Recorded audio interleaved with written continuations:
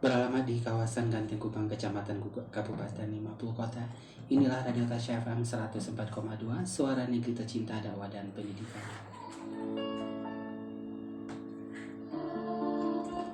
Bismillahirrahmanirrahim. Assalamualaikum warahmatullahi wabarakatuh.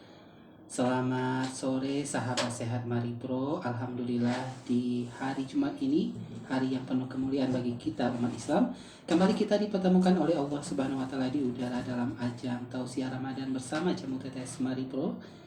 Jamu Tetes Mari Pro makin nyata makin terasa lebih dari jamu tetes biasa. Untuk hari ini ya, tanggal 7 Mei 2021 dan bertepatan dengan 25 Ramadan 1442 Hijriah. Selamat sore juga buat pendengar kami di live streaming Mnet Radio www.mnetradio.id dan pendengar kita di jaringan Mnet. Kita sapa pendengar kita di M Radio 91,2 FM Kabupaten Sijunjung, SKFM 89,7 Kota Bukit Tinggi, Piaman FM 100,6 Kabupaten Padang Pariaman, Garis Pantai 92,0 FM Kabupaten Pesisir Selatan, dan Belibis FM 87,9 Kota Solo, Dharma FM 91,3 Kabupaten Damastraya, Prolibas 101,3 Kabupaten Damastraya, Jaya FM 91,9 Kabupaten Bungo Provinsi Jambi, MC Radio 90,8 Kabupaten Tebo Provinsi Jambi, dan Tasya FM 104,2 suara negeri tercinta dakwah dan pendidikan Kabupaten 50 Kota. Selamat sore juga buat pendengar kita di live streaming Mama Nisma di Tangerang Selatan Provinsi Banten dan Ibu Yusfida di Kota Padang, dan pendengar live streaming lainnya. Alhamdulillah di studio telah hadir Ustadz Uge. Kita sapa beliau. Assalamualaikum Ustadz. Waalaikumsalam warahmatullahi wabarakatuh. Sehat Ustadz? Alhamdulillah sehat. Oke, silakan disapa dulu sahabat sehat Mari Pro Ustadz. Assalamualaikum semuanya sahabat sehat Mari Pro dimanapun Anda berada. Semoga pada sore ini dalam keadaan sehat. Amin ya rabbal alamin. Sebelumnya selamat sore juga buat Putri dari Pangeran Kubang, Azalia, Cynthia Rizky Azalia di Batu Payua. Dan selamat sore buat semua warga Batu Payung, Kecamatan Lareh, Sago Halaban, Peluk Rinduna dari ayah yang berada di Kubang. Oke Ustadz, apa tema kita di sore ini? Manusia yang dirindukan surga. Manusia yang dirindukan surga. Silakan langsung Ustadz. Oke. Assalamualaikum warahmatullahi wabarakatuh. Alhamdulillahi rabbil alamin. Wassalatu wassalamu ala asrafil anbiya'i wal mursalin wa ala alihi wa ashabihi ajma'in. Ashhadu an la ilaha illallah wa ashhadu anna Muhammadan abduhu wa rasuluhu sallallahu alaihi wasallam la nabiyya ba'dah. Allahumma fasalli wa sallim wa barik ala Muhammad wa ala alihi wa ashabihi ajma'in. Amma ba'du fa ya ibadallah, usikum wa iyaya bittaqwallah faqad fadal muttaqun. Ittaqullah haqqa tuqatih wa la tamutunna illa wa antum muslimun. Kaum muslimin sahabatku dimanapun Anda berada, puji dan syukur kita persembahkan kepada Allah Subhanahu wa ta'ala yang telah memberikan kita kesempatan untuk hidup kembali, menambah amal ibadah kita, untuk mengais rezeki Allah Subhanahu wa ta'ala, sehingga dengan nikmat Allah kita mampu untuk melanjutkan kehidupan. Dengan nikmat Allah, Allah berikan kesehatan, Allah berikan kekuatan untuk melakukan ibadah puasa yang insya Allah pada saat ini kita tunaikan dan diberikan pahala Allah Subhanahu wa ta'ala. Jika kita pandai mensyukuri nikmat Allah tersebut, maka insya Allah Allah berikan nikmat yang bertambah-tambah untuk kita. Jika nikmat itu tidak kita syukuri, maka Allah pun akan berikan azabnya untuk kita. Maka insya Allah kita termasuk hamba Allah yang pandai bersyukur kepada Allah Subhanahu wa Ta'ala. Kaum muslimin sahabatku dimanapun anda berada, salawat dan salam dengan ucapan Allahumma sholli ala Muhammad kita untukkan buat Rasulullah Sallallahu Alaihi Wasallam, panutan dalam kehidupan, cermin dalam kegelapan, sehingga kita mampu mencontoh apapun yang dilakukan oleh Rasulullah Sallallahu Alaihi Wasallam. Jika kita jadikan dua pedoman yang bertinggalkan dalam kehidupan, kita jadikan suatu petunjuk dalam kehidupan kita, maka niscaya kita akan selamat dunia dan selamat pula dalam menempuh kehidupan akhirat kelak.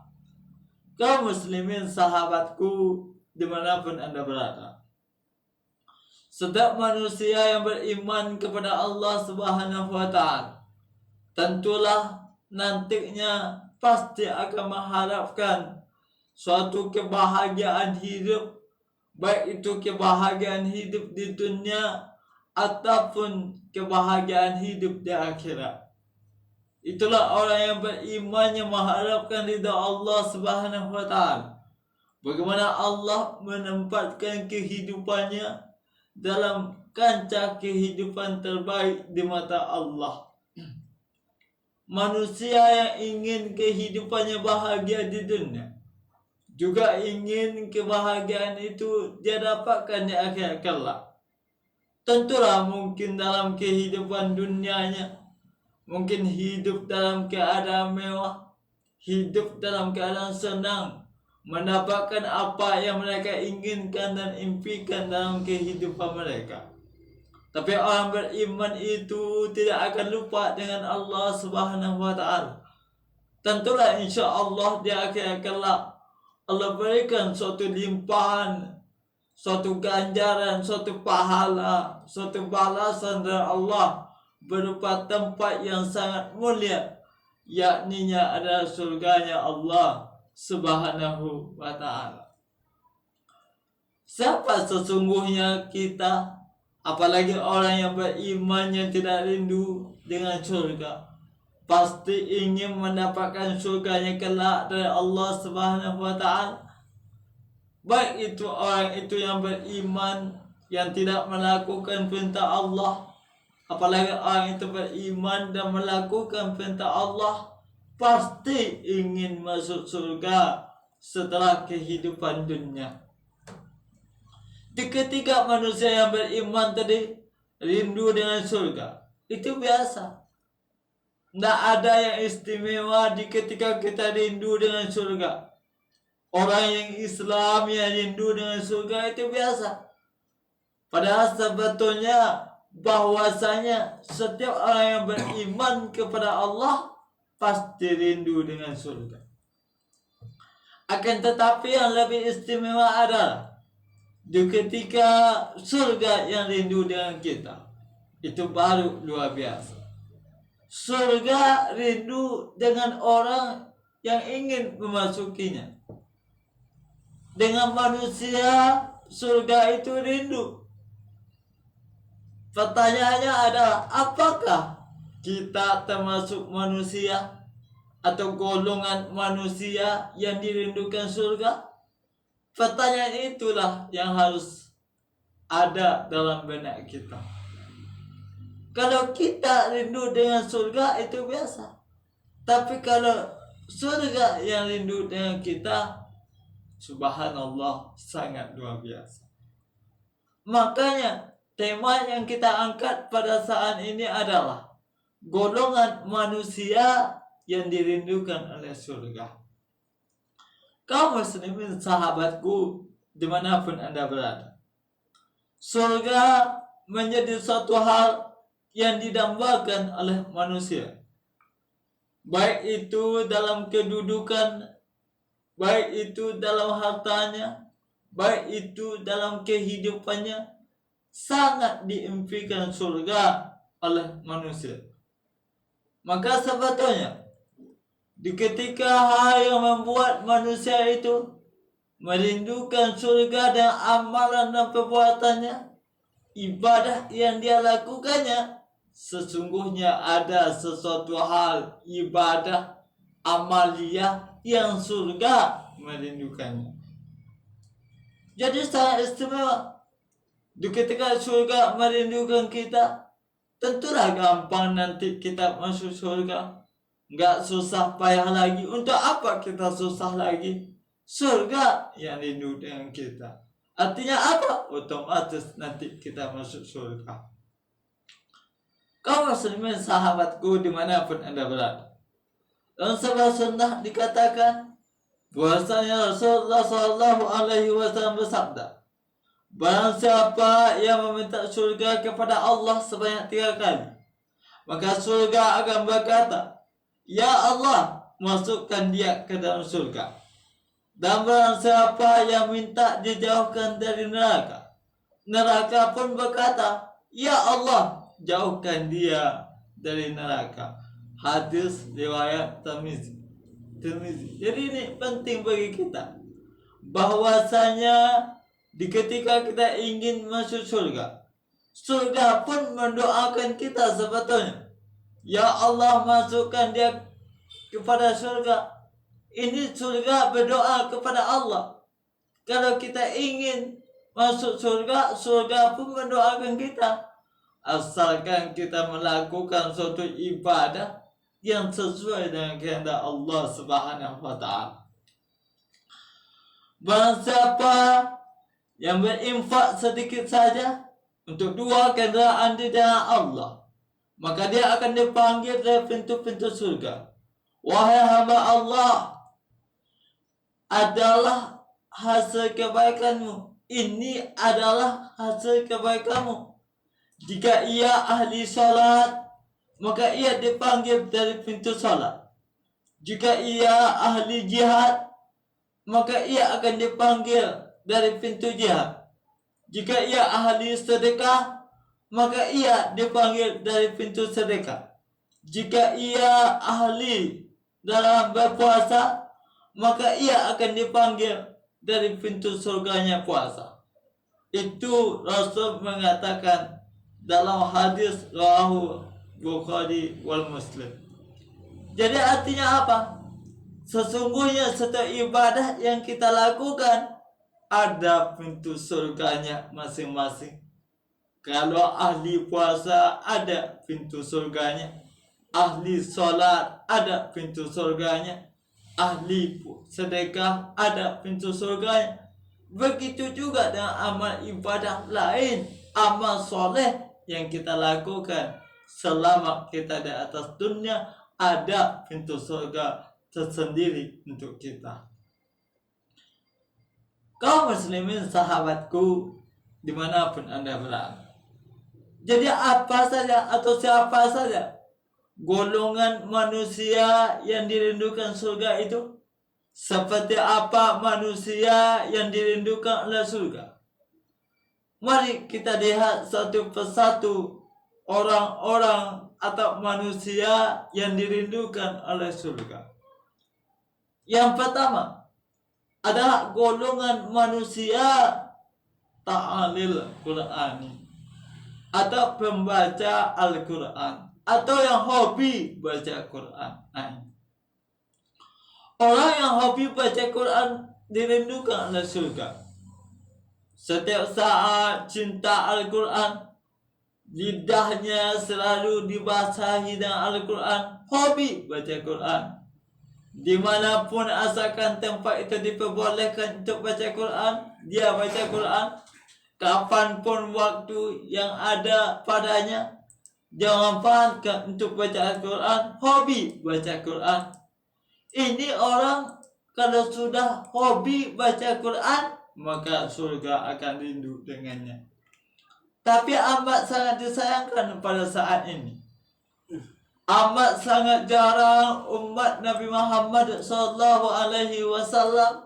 yang hobi baca Al-Quran. Hobinya baca Quran, hobinya mungkin baca yang lain. Jadi ini sebetulnya membuat kita jauh daripada surga. Sementara surga memberikan peluang untuk kita agar kita dirindukan oleh surga, banyak baca Al-Quran. Rasulullah Shallallahu Alaihi Wasallam bersabda, bacalah Al-Quran, naiklah pada tempat derajat surga, dan bacalah dengan tartil sebagaimana engkau membacanya dengan tartil di dunia. Sesungguhnya kedudukan derajatmu pada kada akhir ayat yang engkau baca. Hadis rawahu Ahmad. Luar biasa. Membaca Al-Quran akan meningkatkan atau meninggikan derajat kita. Orang kalau sudah cinta kepada Al-Quran, maka Al-Quran pun akan cinta kepada. Akan datang suatu saat nanti akan menolong kita. Nanti di hari akhirat, di yaumul qiyamah, Al-Quran akan datang kepada orang-orang yang cinta dengan Al-Quran. Untuk apa? Sebagai penolong bagi manusia, memberikan jalan kemudahan baginya. Apapun urusan akhirat nanti yang terberat, yang sulit, akan mudah dia lalui berkat pertolongan Al-Quran. Jadi Al-Quran ini sebetulnya penolong bagi kita nantinya di yaumul akhir. Jadi bagi kita yang hobi baca Al-Quran, maka beruntunglah sebetulnya mendapatkan kesempatan dari Al-Quran, mendapatkan pertolongan dari Al-Quran. Bagi kita yang punya anak yang cinta dengan Al-Quran, hafal atau tahfiz, maka suatu keuntungan bagi orang tua mempunyai anak hafizah, hafal Al-Quran. Suatu keuntungan bagi orang tua, tidak hanya untuk dunia saya, sampai kepada akhirat. Di dunia keuntungannya mungkin dapat membahagiakan orang tua, meningkatkan derajat orang tua, meninggikan suatu martabat orang tua, menjadikan orang tua bangga dan bahagia. Di akhirat kelak sebagai penolong nanti agar urusan akhirat yang akan kita lalui dipermudah dengan hobinya baca Al-Quran. Ini yang pertama, golongan yang dirindukan oleh surga, yang hobi baca Al-Quran. Kaum muslimin sahabatku dimanapun anda berada. Yang kedua, orang yang dirindukan oleh surga itu adalah orang yang pandai menjaga lisannya. Pandai menjaga lidahnya. Lidah ini adalah sesuatu yang tidak bertulang. Akan tetapi ketika dia menyayat, maka luka hati seseorang amat sangat pedih dia rasakan. Begitulah luar biasanya lidah. Dengan lidah orang bisa bertengkar, dengan lidah orang bisa berselisih, bahkan dengan lidah orang bisa saling membunuh, saling memfitnah, saling mencaci. Tidak. Akan tetapi ketika orang pandai mengendalikan lidahnya, menjaga lidahnya agar tetap baik, untuk katanya bermanfaat, lidahnya berzikir karena Allah, maka surga akan rindu dengannya. Dan sebuah sunnah dikatakan, wahai Rasulullah, ada seorang wanita yang hanya melaksanakan sholat wajib saja dan hanya bersedekah dengan sepotong keju, namun dia tidak pernah menyakiti tetangganya. Rasulullah Shallallahu Alaihi Wasallam menjawab, dia termasuk penghuni surga, kata Rasulullah. Hadis rawahu Al-Bukhari. Luar biasa. Walaupun seseorang itu hanya melaksanakan sholat wajib saja, hanya bersedekah dengan sepotong keju, namun dia pandai menjaga lidahnya, gak pernah membuat tetangganya tersakiti, kata Rasulullah Sallallahu Alaihi Wasallam, dia adalah penghuni surga. Artinya apa?